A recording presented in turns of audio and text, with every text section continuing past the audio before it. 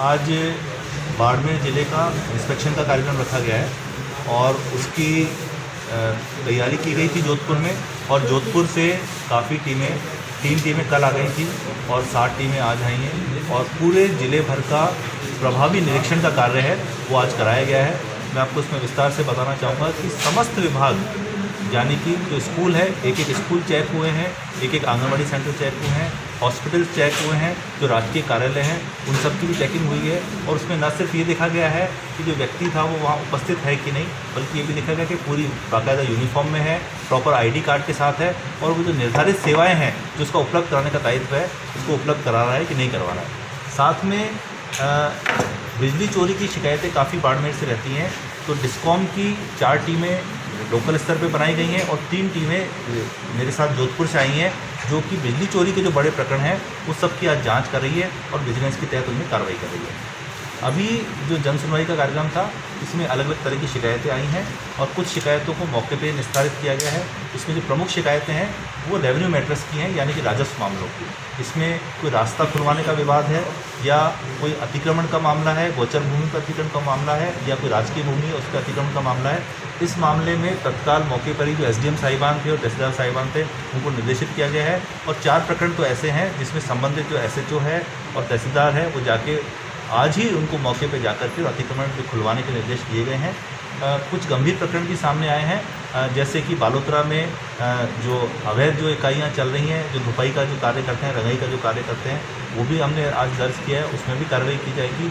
कुछ मैटर्स हैं जो बहुत ज़्यादा सीरियस हैं, जैसे कि हमारी जो टीम कल आई थी, एडवांस टीम आई थी, उनमें हमें बराबर ये शिकायत आ रही थी कि यहाँ पे रात को 8 बजे बाद भी शराब की दुकानें हैं वो खुली रहती हैं, वहाँ पे शराब की बिक्री होती है, जबकि राज्य सरकार के आदेश बहुत स्पष्ट हैं कि 8 बजे बाद कोई भी शराब की दुकान खुली नहीं रहेगी। उसकी हमने एडवांस टीम भिजवा करके उसका डिकॉय ऑपरेशन कराया है और बाड़मेर शहर में मुख्य मार्ग पर 2 दुकानें ऐसी पाई गई जो रात को 8:45 बजे तक खुली थी वहाँ पे, और वहाँ पे जो हमारी टीम थी उन्होंने वहाँ से वो शराब उनसे खरीदने में भी कामयाब रहे। तो ये बहुत गंभीर प्रकरण था और ये ऐसा प्रकरण था कि जिला कलेक्टर ने पहले ध्यान में लाया था और जिला कलेक्टर ने जिला आबकारी अधिकारी को इस बाबत निर्देशित भी किया था। कोविड के दौरान जब कर्फ्यू लगता था तभी इस तरह की शिकायत शहर में आ रही थी कि जब सारा बाजार बंद रहता है तो शराब की दुकानें खुली रहती है। तो इसकी तस्दीक होने के बाद एक इसमें महत्वपूर्ण निर्णय यह लिया गया है कि जिला आबकारी अधिकारी और जो आबकारी निरीक्षक है दोनों को चार्जशीट जारी की जाएगी। जो संबंधित बीट कांस्टेबल है और जो संबंधित थानाधिकारी है उनको भी चार्जशीट जारी की जाएगी। चार्जशीट आज ही जारी की जाएगी। चार्जशीट फोटोयुक्त और वीडियोयुक्त चार्जशीट जारी की जाएगी, जिसमें कि हमने जो मौके की जो रिपोर्ट थी उसके साथ साथ फ़ोटो और उसका जो वीडियो है शराब की दुकान खुले होने का और शराब क्रय करने की घटना का वो साथ में संलग्न किया गया है। सर, शहर पूरा बदहाल है क्योंकि यहाँ पे निकासी का पूर्ण प्रबंध नहीं है। हालात ये होते हैं कि बरसाती दिनों में जिला कलेक्टर का भवन जो है वो भी इससे समस्या से ग्रसित होता है। देखिए, जो पानी के ठहराव की या बरसात के जो पानी है उसकी भराव की जो समस्या है वो एक लॉन्ग टर्म समस्या है और उसके हिसाब से मैं समझता हूँ कि यहाँ के लिए एप्रोप्रिएट ड्रेनेज प्लान बनना चाहिए। जोधपुर में भी ये समस्या है और ये इसका दूरगामी समाधान है। पर जो बहुत गंभीर बात देखने में आई कि यहाँ का स्टेडियम है जिसको मैंने विजिट किया था, वहाँ पे वो ऐसे उसको कचरा डालने का डंपिंग यार्ड जैसा बना रखा है। वहाँ पुराना जो कबाड़ है, जो कचरे के पात्र हैं पुराने, वो भी उसमें पड़े हैं और शहर जो है वो बहुत गंदा पाया गया, जगह जगह गंदगी के ढेर पाए गए। मेरे साथ एक और टीम आई थी जो सुबह 5 बजे जोधपुर से रवाना हुई थी। वो हैं सीनियर आरएस अधिकारी हैं, डिप्टी डायरेक्टर हैं जो कि नगर पालिका के सुपरवाइजरी ऑफिसर हैं और जो ईओ है उनके बॉस हैं। उन्होंने भी और मैंने भी जब शहर को देखा वो गंदा पाया गया।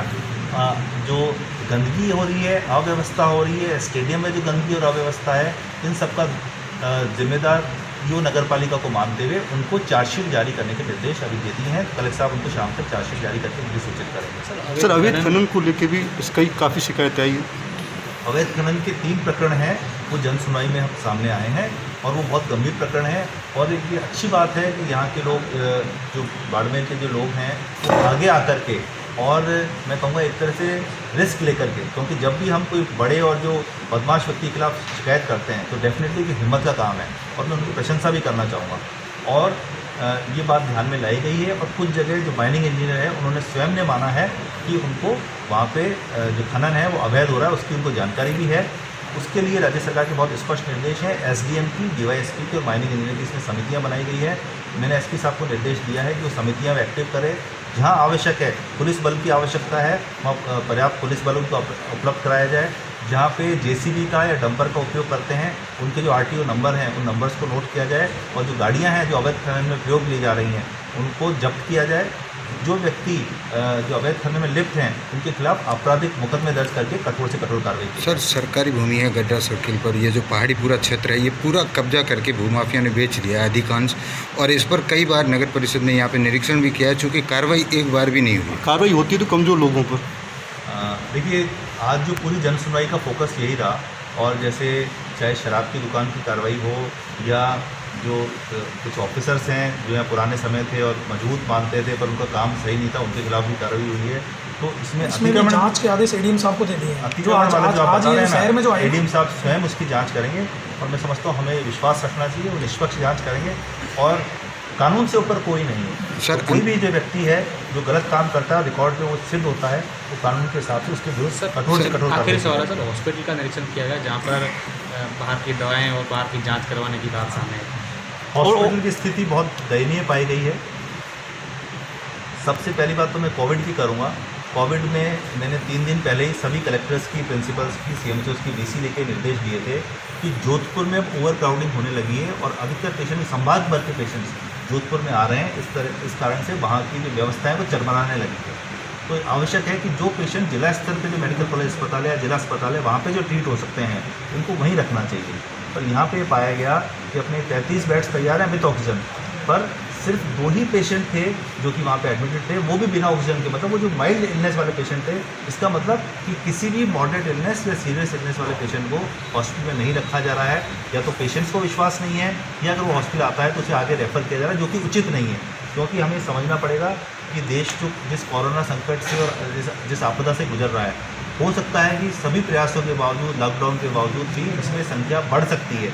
उसके लिए हमें तैयार रहना चाहिए। और ये अच्छा है कि जो पेशेंट, जो माइल्ड पेशेंट्स हैं, जो मॉडरेटली इल पेशेंट्स हैं, जिनका मैनेजमेंट यहाँ जिला अस्पताल स्तर पे या मेडिकल कॉलेज अस्पताल स्तर पे हो सकता है, उनका वहीं पे मैनेजमेंट किया जाना चाहिए। इसके लिए पीएमओ साहब को सख्त हिदायत दी गई है। उनका जो रेफरल लायक पेशेंट हो, जो सीरियस पेशेंट हो, उन्हीं को रेफ़र किया जाए, अनावश्यक रेफ़र नहीं किया जाए। दूसरा, हॉस्पिटल में गंभीर अव्यवस्थाएँ पाई गई है। बहुत महत्वपूर्ण बात है कि मुख्यमंत्री निःशुल्क दवा और जो निःशुल्क जांच योजना है, जिसमें राज्य सरकार की ये मंशा है कि अस्पताल में आने वाले प्रत्येक रोगी को जो दवाइयाँ हैं वो अस्पताल में ही मिल जाए। तो एक ऐसा प्रकरण सामने आया है जिसमें विटामिन D3 जो टैबलेट और कैप्सूल्स हैं जो कि हॉस्पिटल में निःशुल्क अवेलेबल थे, वो पेशेंट बाहर से लेके आया गया है। इस प्रकार ये देखा गया है कि टीबी की जांच के लिए जो मंटूक्स टेस्ट होता है, वो जो राजकीय जो हॉस्पिटल है वहाँ पे फ्री होता है, वो बाहर से कराया गया। इसी प्रकार जो खून की जो कॉमन जांच होती है, जिसको कंप्लीट ब्लड काउंट बोलते हैं, यूरिया क्रिएटिनिन बोलते हैं, लिवर की जो जांच होती है, ये सब जांचें यहाँ पे उपलब्ध हैं। फिर भी 700 रुपये खर्च करके जो रोगी है उसने बाहर जांच कराई है। मैं समझता हूँ इसमें दोनों ही तरह की संभावना है। या तो उसको प्रॉपर बताया नहीं गया है कि यहाँ पे जांच उपलब्ध है, क्योंकि अगर किसी व्यक्ति को सुविधा से अगर जांच की सुविधा यहीं मिल जाएगी तो 700 रुपये या दवाई बाहर से नहीं खरीदना चाहेगा। या संभवतः जो संबंधित डॉक्टर है उसने इसको प्रेरित किया है कि भाई आप बाहर से आप जांच कराओ। दोनों स्थितियाँ अच्छी नहीं है, इसमें सुधार की आवश्यकता है। एक ऐसा पेशेंट भी मिला जिसका ऑपरेशन किया गया था और उसने बताया कि साहब वो 10,000 रुपये किसी प्राइवेट हॉस्पिटल में जमा करा गया, उसके बाद यहाँ डॉक्टर ने ऑपरेशन उसका किया है। इस संबंध में प्रिंसिपल साहब को मैंने जांच के निर्देश दिए हैं। शाम तक जांच रिपोर्ट मेरे सामने आ जाएगी। अगर उसमें जांच में दोषी पाए जाते हैं तो उनके खिलाफ सख्त कार्रवाई। इसी की जांच के लिए मैंने प्रिंसिपल साहब को निर्देश दिया है। वो बहुत गंभीर बात है। वो कह रहा है कि मैंने 10,000 रुपये धनवंतरी हॉस्पिटल में जमा कराए क्योंकि उनको डॉक्टर साहब ने कहा था। मैं समझता हूँ अगर ऐसा है और ऐसा प्रमाणित होता है कि गंभीर घटना है और अगर डॉक्टर दोषी है उनके खिलाफ कठोर कार्रवाई की जाए। सर, जिला अस्पताल में बायो वेस्ट का कोई प्रबंध नहीं है। मैं आपको कहना चाहूँगा कि जो अव्यवस्थाएं पाई गई उसमें गंदगी भी एक कारण था। और मैं तो बायो वेस्ट की बात नहीं कर रहा, मैं तो वेस्ट की बात कर रहा हूँ। शहर में जब गंदगी पाई गई, अस्पताल में जिसका निरीक्षण तय था पहले से, वहाँ भी जगह जगह गंदगी पाई गई और ये कुप्रबंधन की निशानी है। और मैं आपको जानकारी देना चाहूँगा इन अव्यवस्थाओं के लिए और कुप्रबंधन के लिए जो पीएमओ साहब हैं उनको भी आज चार्जशीट जारी की जाएगी। साथ में यहाँ जो हमने अस्पताल चेक किए, कुछ सब सेंटर हमें बंद मिले हैं जो हमारी जोधपुर से टीम आई थी। कुछ PSCs हैं वहाँ पे हमें डॉक्टर्स नहीं मिले। एक CSC है, वहाँ पे हमें सिर्फ 6 का स्टाफ मिला जबकि 30 से अधिक का स्टाफ वहाँ पोस्टेड है। इसमें भी पर्यवेक्षणीय लापरवाही मानते हुए जो मुख्य चिकित्सा एवं स्वास्थ्य अधिकारी हैं उन्हें भी नोटिस जारी किया जा रहा है।